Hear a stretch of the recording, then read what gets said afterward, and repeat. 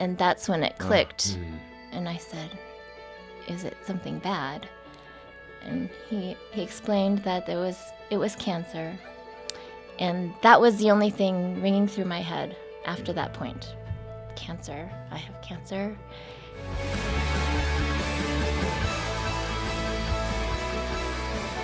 Welcome to the Focus on the Family broadcast, helping families thrive. Peter and Carol, it is so good to have you back. Thanks for being with us again. Thanks for having us. Thank you. I'm glad to be back. Carol, I want to keep the story moving forward because in the midst of this diagnosis with breast cancer, you found out you're pregnant. Yeah. I mean, okay, you have that history of the miscarriage, you have breast cancer, and now the doctor says you're going to have a baby. Mm-hmm. How did you react to that, and what was the doctor saying about your ability to carry a child, to give birth to a child, and all the fears you must have had that being pregnant during cancer treatment, what that could do to your child? Process that for us. Yeah, it was crazy.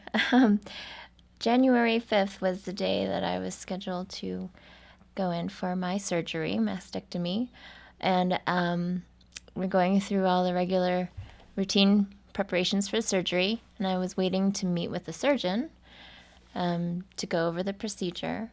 And before then, I had given different samples, and they run their tests because I'm a woman. They have to check if I'm pregnant or not. And she came in and looked at me and said, "Carol, you're pregnant. I'm assuming you're keeping the baby, and everything is going to be fine." Huh. And I just sat there. I didn't have words. What a blast of news. I mean, when you think about the context of what you're there for, yeah, and then to get that unexpected comment. Wow. Right. New life in the face of something that's potentially lethal. My surgeon reassured me that the anesthesiologist, because that was the main concern, being under general anesthesia while pregnant, she reassured me that the anesthesiologist felt confident that the baby would be okay during the surgery.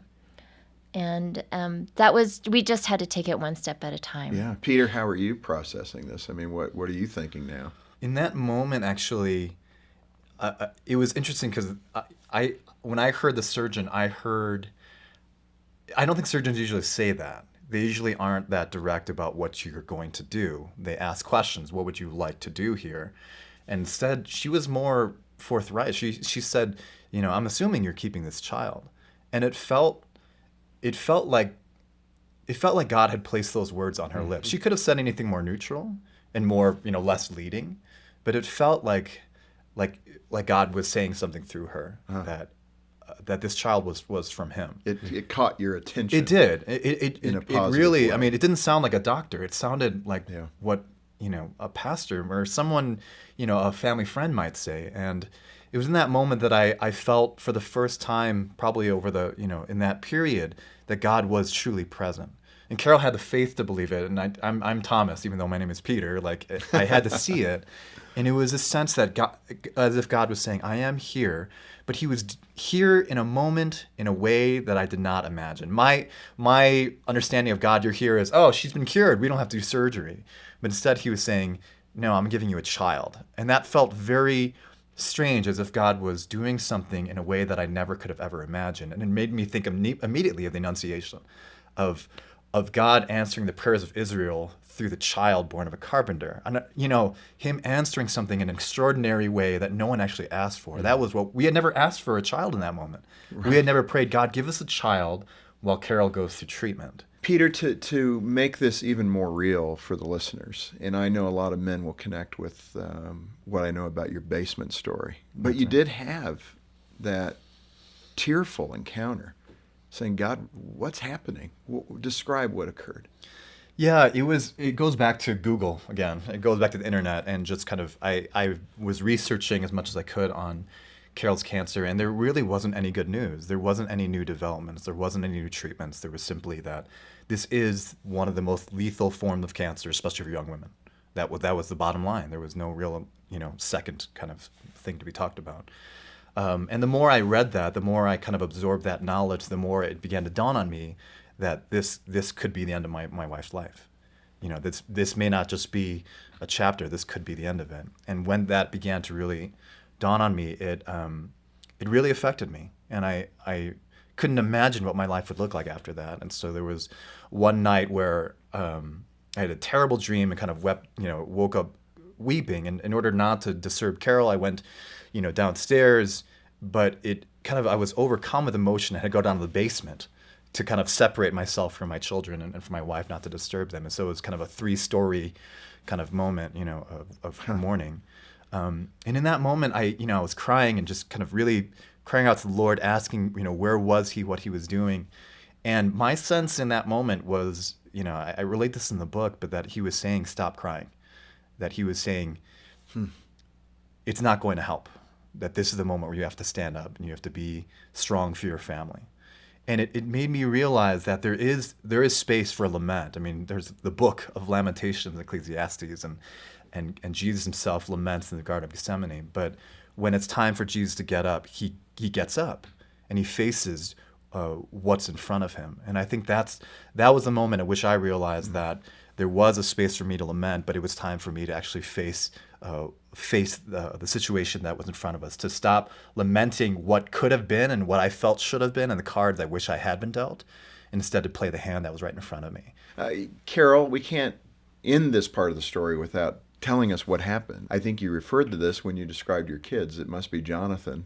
You referred to him as your special one. Yes, that's so right. Jonathan was born, and how is he today? He's perfect. He's a perfect little typical. That's a mama cat right there. Huh? He's perfect. Yeah, that's He's good. a typical.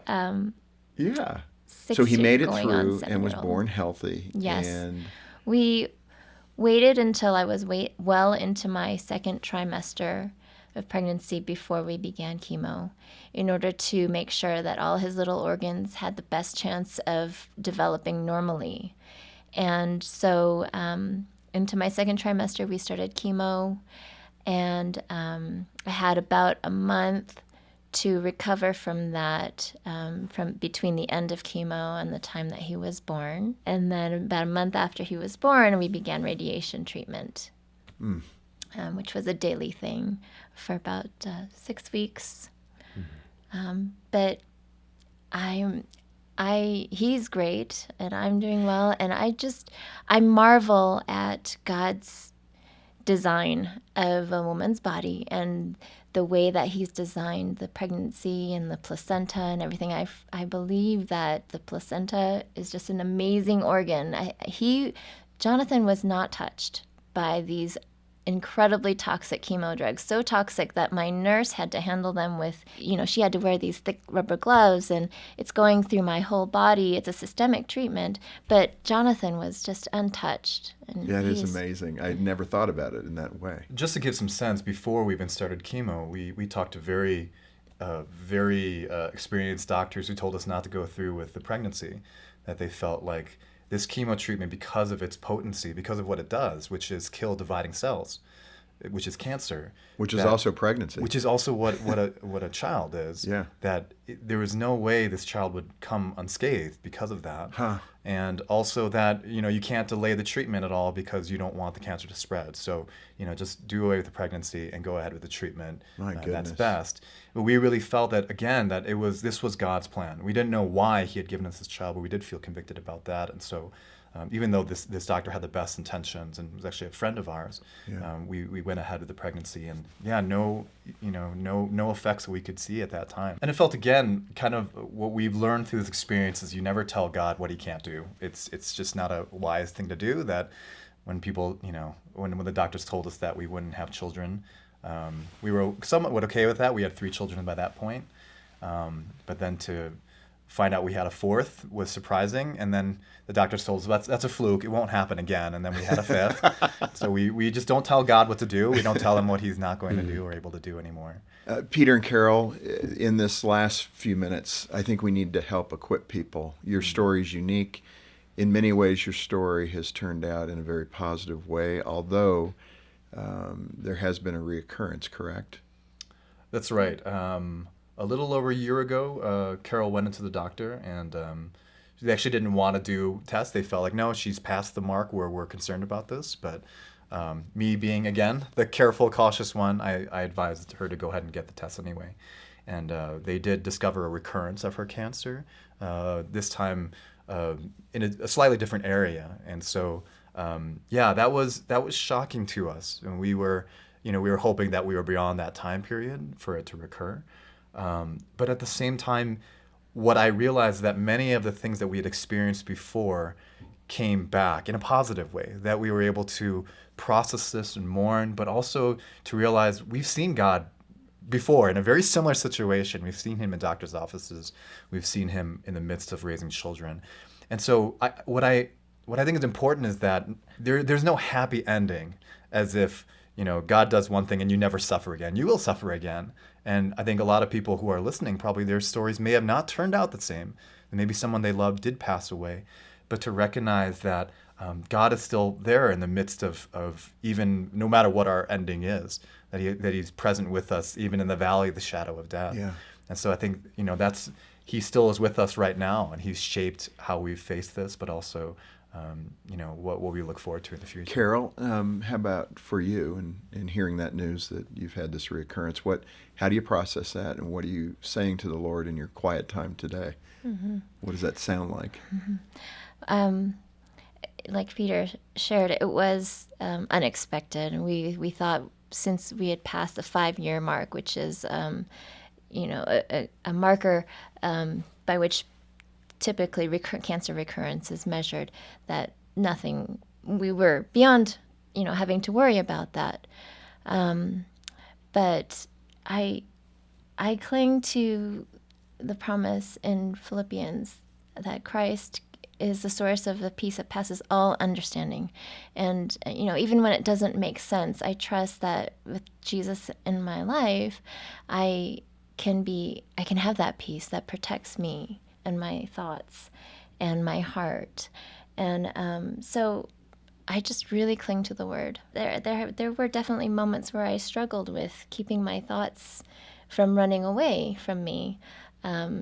These thoughts, being a mom, they can be sort of like toddlers at an intersection. They just kind of want to run, and you end up grasping at the air.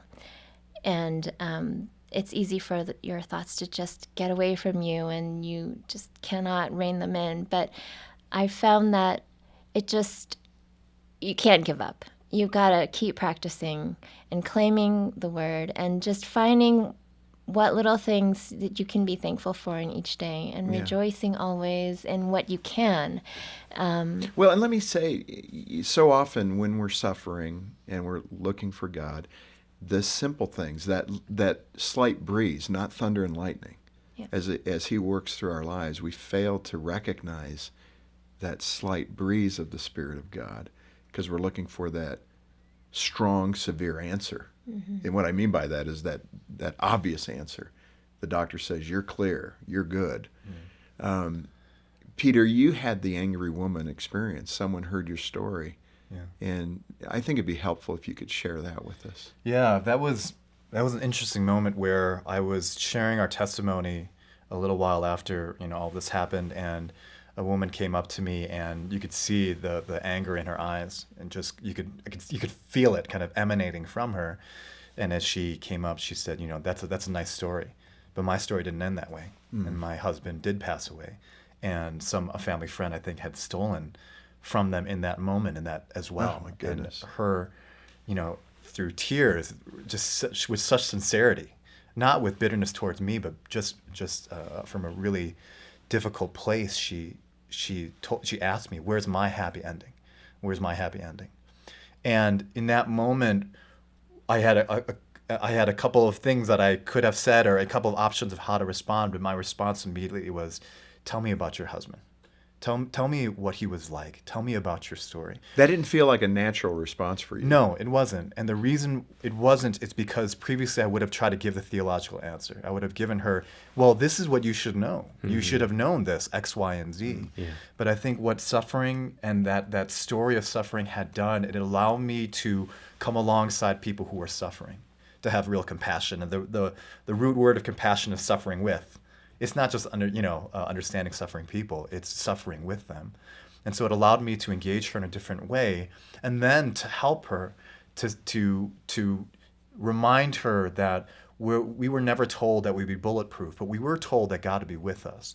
And to pray with her that God help her to see where you are. If she's not seeing you in this place, help her to see those small moments like you were saying.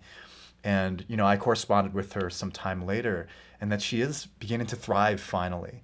And she attributes that moment not as the answer, but as just one stepping stone along the way that gave enough time for God to continue the story in her life. And so I really love that sometimes we don't give answers, we give people help to get through a tough period so that God can continue to weave our stories so we can see what he's really doing. And I think in that context, what you're sharing today does give people hope. That if you're in the pit of despair, if you do not feel God, I am hopeful, and I know you are as well, that your testimony, your story will give spiritual power to these folks to trust God no matter what, whether the answer comes or it doesn't in the way that you want it to come. And what your story does is encourage all of us to choose him. That's the better decision. Mm-hmm. So you put the cap on it, and then I want you to pray. Sure. For folks. But what are your feelings now at the very kind of in the middle still of all this, spiritually speaking? Where are you today? Where are you headed? Yeah, I think that experience of that year has really shaped my theology. I think our theology, how we look at life, and how we interact with our family. It shapes so many aspects of our lives. And what I think it's done more than anything is that it's opened our eyes to the reality of suffering around us, that we are aware of suffering and its reality both in our lives. So when Carol was re-diagnosed, it was shocking, but not nearly as shocking as before. We knew it. We knew this could happen this time. And even other people's lives were more aware of how bad things can go. But at the same time, we're also equally aware of how present God can be. And those two things are not mutually exclusive. We can be aware of suffering and be fully present in it while also being fully expectant of God moving. There's a mystery in that it's not that these two things cancel each other out, but that God is present in that pain. And so that I think is the main thing I would kind of want a listener to go away with, is that, yes, suffering is real. And suffering is terrible, and its weightiness on us can be really, really horrific. But at the same time, God is equally real and greater still, that he can use, like you were saying in the book of Romans, use all things for the good of those who love him. And so sometimes it's just using our faith to give us enough time to see that actually happen, not giving up in the middle of the process, but allowing God enough time in our story and our narrative to show, yes, I am present in the midst of suffering. I'm doing something good, and not giving up before he's able to really weave that into our story. And we need to be willing to embrace that and to understand it and to still trust God regardless of our circumstances. It prepares us for the reality of life, knowing those things, but it also allows us to see God more clearly. And the one illustration I love to use is the stars. The stars are out even during the daytime. They're out all the time. You just can't see them. You can't see them because the sky is already so bright. And the time that you see the stars is when the sky becomes dark. And then you realize how plentiful they are and how beautiful they are and how amazing they are. And it's that contrast that allows us to see them.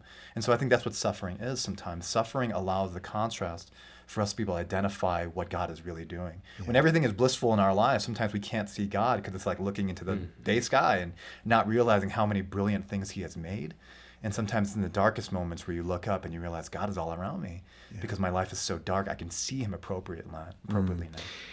Let me turn to you and say, if you're suffering, we are here for you. We may not be able to make it perfect. We may not be able to make everything right, but we are willing to engage with you. We want you to call us. We want to help to the degree that we can help. Provide a resource, a tool, a copy of this broadcast, whatever we can do to be there for you. Do it. Don't hold back. Life has difficulties. Doesn't mean you're weak. And we count it a privilege if you will make that phone call. Peter and Carol, I can't think of a better way to end this broadcast than for the both of you, if you're willing, to pray for those that are still hurting.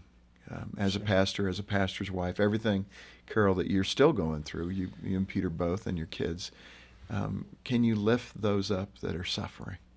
Yeah, I'm happy to. Let's do it. Father God, we do want to lift up those who are in the fight of their lives right now, God, and who have a hard time seeing you, Lord. And Lord, I pray that through the word they be reminded that we were never promised a blissful life, God. We were never promised a pain-free life. But instead, you have promised that you will be with us in the midst of our struggles, God. And so I pray that our understanding of who you are, our theological perspectives would be shaped by this moment, God. I pray they would realize that that their pain and their suffering is not evidence of your absence, God, but that you are present in this moment, Lord. And I pray that you would reveal that to each one of them, God, in your way, in your time, Lord. And that you would give them enough faith, enough perseverance to allow you enough space to continue to weave their story together, continue to demonstrate that you are present in their moments, Lord. So God, I pray for your Spirit in their lives, to give them that sense of strength and perseverance, to open your word unto them, God, and for their spiritual eyes to be open, to be able to see the stars in the middle of the night, to see the brilliant things, the moments of love and care that you provide for all your people. God, I just want to thank you for who you are, that you are big enough. You are big enough to absorb all of our rants and raves and anger and resentment and disappointment and tears and fear, and you are big enough to hold that and hold us in the midst of that. I thank you that you will always be there, as you promise in your word. Thank you for Jesus and the peace that passes all understanding that comes through him. And we thank you for the small breezes that come in the heat of the day and the little shade we can find under the branches of a small tree. Wherever we are, Lord, help us to remember that you are there with us in the midst. And you will walk with us and you will bring us through. We just thank you, God, for your love. You are so good. We lift these things up in your precious Son's name. Amen. Peter and Carol Chen, Blindsided by God, thanks for being with us. You're welcome. Thank you. Hey, I'm John Fuller, and thanks for watching. Get more info about Focus over here and more from our guests over there, and be sure to subscribe to our channel as well.